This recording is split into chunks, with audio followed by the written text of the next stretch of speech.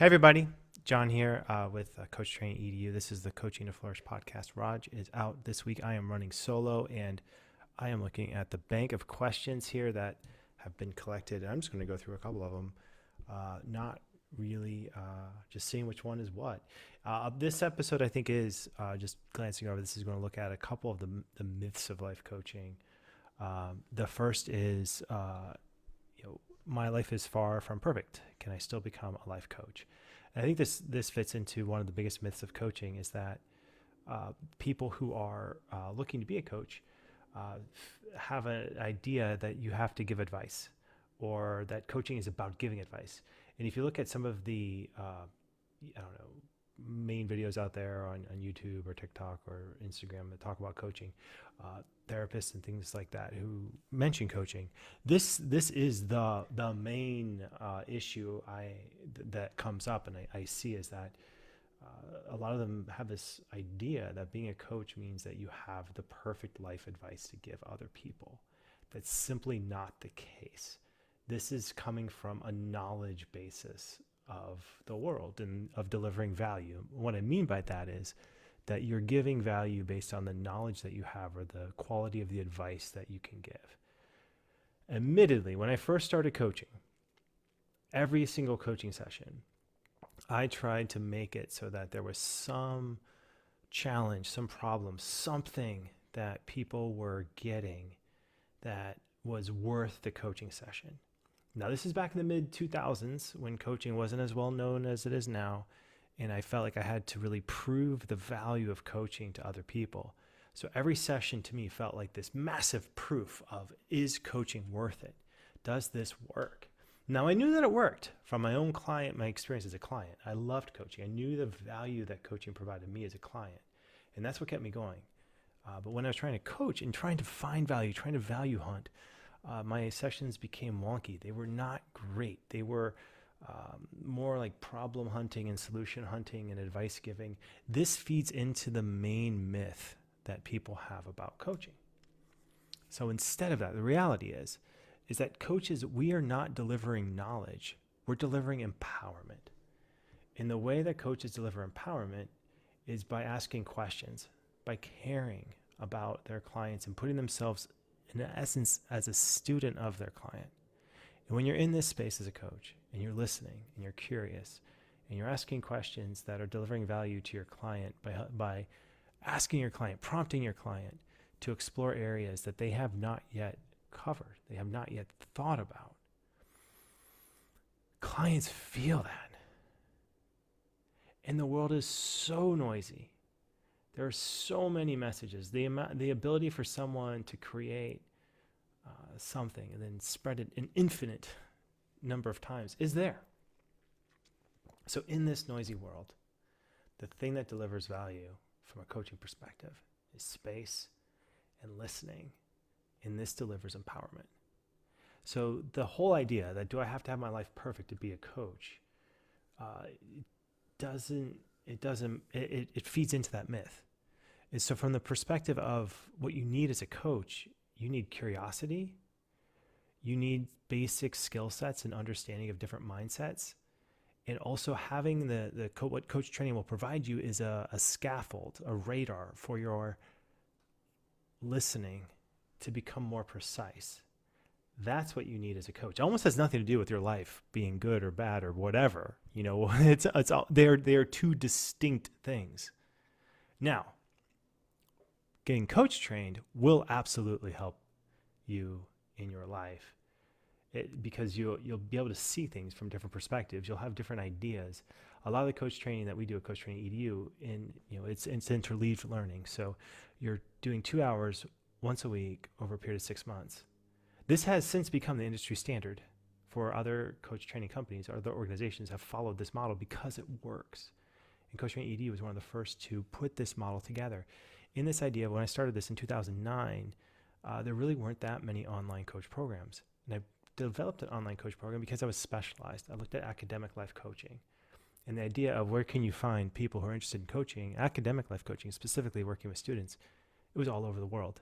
So I thought, let's provide an online environment for people all over the world. And let's do this. And it worked.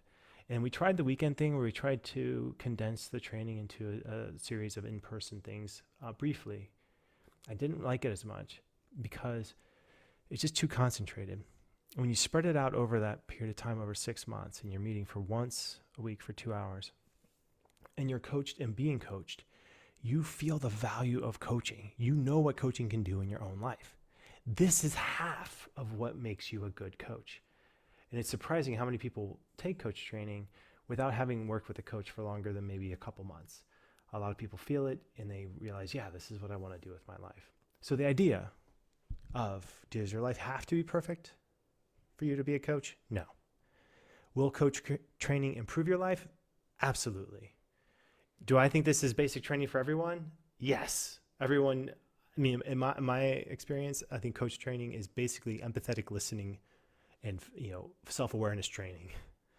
If this could be in every school in the world, that it would change the world. It would be a kinder, more empathetic, more empowered place. This is the world that we are actively working towards. So those are my thoughts on question 1. My life is far from perfect. Can I still become a life coach? Answer is yes. Next question. What are some suggestions for fitting life coach training into my busy life? Well, 2 hours once a week is the commitment here. And it's a lot, admittedly. Like, having a lot of things myself going on with, work and family and all the other things that I want to do. 2 hours once a week is a big deal.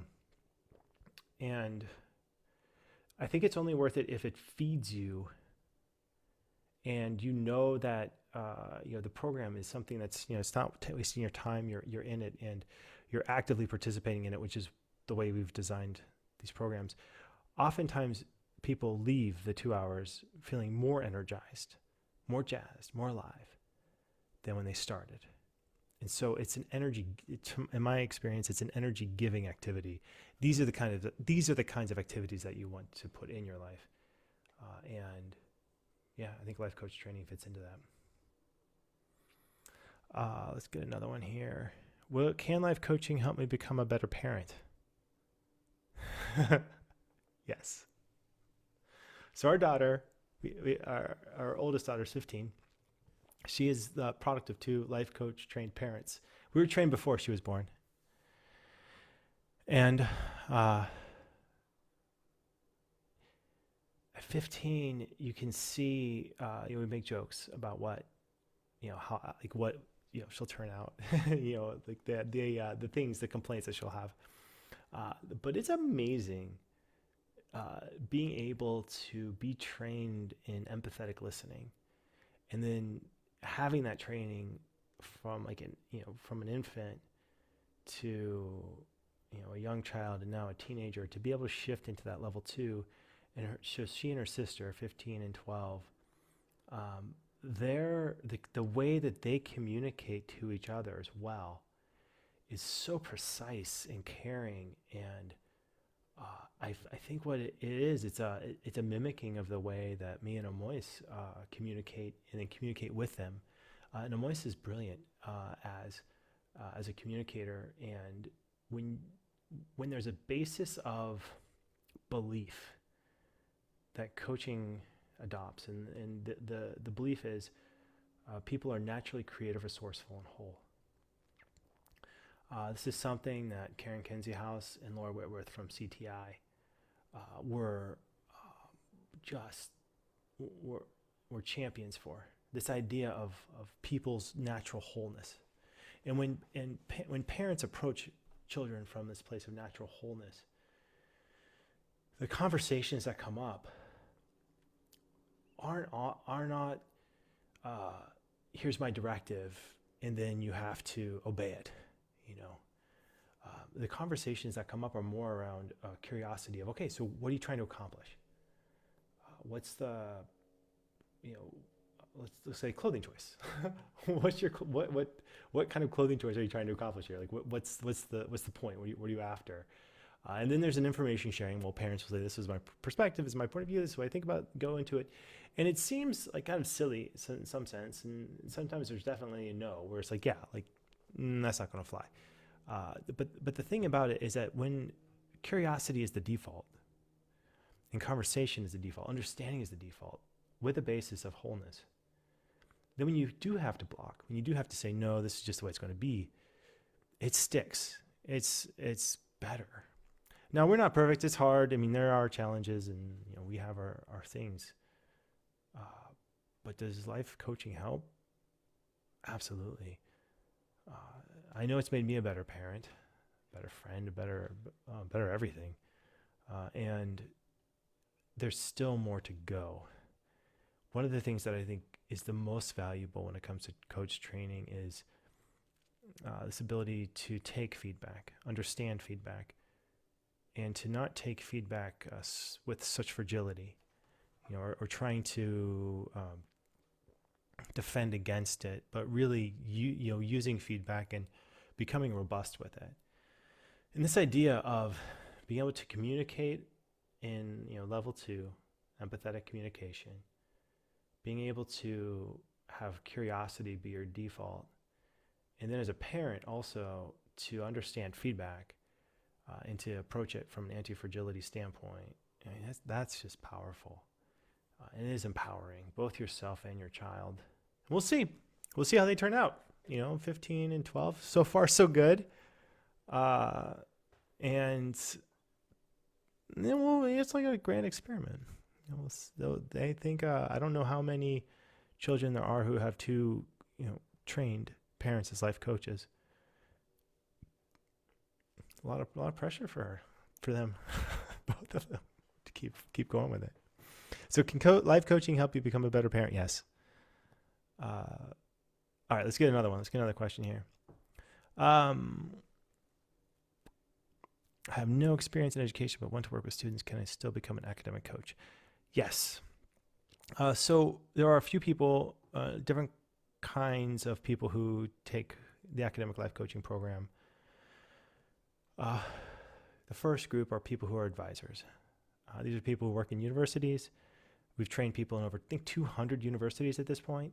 It's a lot. I've been doing it since 2009, so it's 13 years of training people. And we get multiple inquiries a week from different universities. Most of the time it's either 1 or 2 people, but sometimes it's groups of 14. And we've been doing this for a while. So that's group 1. Group 2 are people who are educators, people who are in the education system maybe, and they want to move into it. And that's, I'd say that's a pretty solid second group. Third group are people who don't have any experience in education. They might have a career in some executive field or wellness field, and then they want to work with students. They are attracted to the fulfillment aspect of it. They may have had children themselves who have just graduated high school and gone off to college, or graduated from college, going off to grad school or career. And I'd say it's a solid group of people as well. The thing about working with teens or young people, the deal, I mean, if I were to just distill it, is that yes, there is an aspect that young people don't have the life knowledge and awareness to come up with their own agendas when they're working as, when they're clients in a coaching session. That's there. But the people who are the most effective working with teens don't necessarily treat them as teenagers or treat them as young people. They treat them as adults. They treat them like you would a normal person. And students will rise to the level of expectation in the way you communicate with them. A question that often comes up in coaching, is it, in the demos, when people listen to the demos, is one of the things that's striking about it is when I'm working with young people, I'll still ask them hard questions, big questions, like where do you want to be 2-3 years from now? What are your top 3 values? How do you know when your value set is matching with your goal set? Questions like this. And oftentimes students don't even, they don't have the awareness to even go with these questions yet, but it's still important to ask the question because it sets the stage, and then they'll ask. Young people will say, I don't really know what that means. Then you can break that question down into smaller questions if you need to. But what I've found is that with young people, when they're working with a coach, it usually takes maybe 5 to 7, sometimes 10 sessions before young people get the idea of what it's like to client well, to be a good coaching client. And then it's a lot like working with an adult. You have students who are now self-aware, who've increased their self-awareness, who come to coaching sessions with well-formed agenda, who have ideas of how their mindsets influence their habits, which influence their results. This all happens. This is all possible when people are coaching and being coached. So in my experience, people who have not yet worked with teens but want to be academic coaches, yes, it's possible. There is a bit of a learning curve in the initial marketing of it, talking to teens from the beginning point, but that goes away very quickly if you're committed to the field. And you're in good company. There are a lot of people who are in that same position. All right, so we're getting through a lot of questions here. We're at the 20-minute mark, 15-minute mark? It's interesting to do this solo. And all right, I'm going to stop. Let's do one more. All right, last question. Should coaches pay more attention to their clients' learning styles? All right, let's talk about learning styles. So one of the big myths that's been, let's say, busted lately when it comes to education and learning is that people have distinct learning styles like audiovisual kinesthetic, VAK. That has been widely disproven. The idea that you learn in a certain way, like everyone is a visual learner, audio learner, or kinesthetic learner, does not hold water. And in fact, it sometimes is detrimental. The reality is that people learn in all channels, and and visual is strong. So people can see it. If you can get a visual, if you can see, an image or something of what's happening, that's usually the strongest channel. But hearing it, working with your hands, all those kinds of things, the idea is you want to get good at all of them and integrate as many of these as you can. Now, what we show in the academic life coaching program and in the other programs is a system like academic thinking styles. And this comes from a format system where it's looking at ways that people put knowledge together. And good speakers, effective speakers, the format system comes from this idea of effective speakers, look at 4 different ways of approaching the same subject. And those 4 different ways are what, why, how, and what if. So the way to approach a subject from a what standpoint is look at names, dates, definitions, facts, catalogs, categories. These are all what perspectives on a topic. A why perspective on a topic is, why does it matter? Why does this work? What are the reasons behind this? That would be a why perspective. The how perspective are the steps or procedures. What's the process? What's the system in place that's going to make this work? And then the what if is the possibilities. The idea of the format system is that people, when they're trying to understand something, usually have one of those 4, call it styles of thinking that feels the most comfortable. It's the thing that they're after first. And once that initial curiosity is satisfied, then their minds can open up and look at other possibilities, other things, and say, okay, like, what does this mean, not mean? For me, I'm a how thinker. I like to know what the steps are, what the procedures are. A lot of the people I work with are why thinkers. They want to know the reasons behind this. And the thing is this, if you know your thinking style, you know someone else's thinking style, then you can start to speak. You can start to frame things in ways that they can understand more quickly, and then move forward. It just moves the whole process forward. And the thing with these kind of thinking styles is the point isn't to say, okay, I need the information in my own thinking style. The point is to get equally good at all of them, to understand and know all of them. And in fact, I would argue that studying, my definition of studying is looking at a subject from all 4 of these perspectives. The definition of, if you're giving a presentation in the executive world, if you want to give an effective presentation, make sure you count, you look at those 4 different things. Our whole workbooks are set up what, why, how, what, why, and how. We save the what if for the class. But the idea is, if you really wanted to communicate effectively, it's a framework, it's a structure, and it's helpful to know your inclination, like what you feel the most comfortable with, but also not to just stay with that, but to get equally comfortable in the other three. And I love this idea. I mean, to me, it just makes a lot of this stuff make sense. It helps structure this, a lot of these different topics. When I was teaching Latin, it helped me become a better Latin teacher. When I was teaching coaching, it helped me become a better coach, helped me become a better teacher with these things.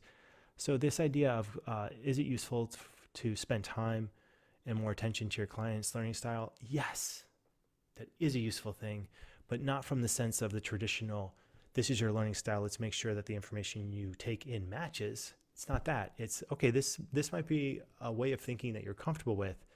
Let's also look at other ways of thinking and increase your comfort with them as well. That's my take on learning styles. And it seems like a good stopping point. All right, so we're here, almost top of the hour once again. For those in the Coach Training EDU community, thank you for being here, being a part of this, and being part of this mission to spread coaching concepts, kindness, empathy, and empowerment. And for those of you who have yet to join, hope to see you soon. Take care. I'll see you next week.